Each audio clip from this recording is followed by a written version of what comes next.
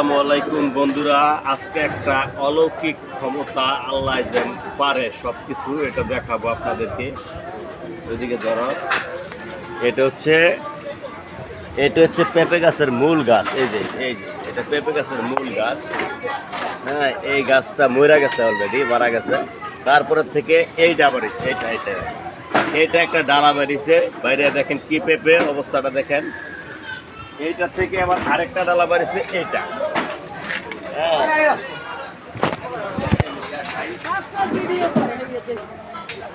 দেখাই, ওইটা থেকে আবার এই ডালাটা বেরিয়েছে। হ্যাঁ, গাছের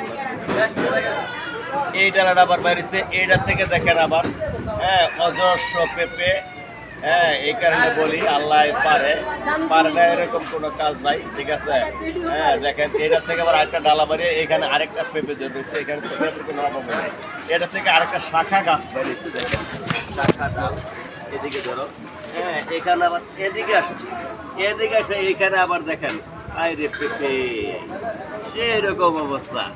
এই কারণে বলি আল্লাহ পাক যদি ইচ্ছা করে, দেখেন অরিজিনাল পেঁপে গাছ কিন্তু মারা গেছে, তার ওই গাছ থেকে বের হয়ে তিনটা শাখা চলে গেছে তিন দিকে।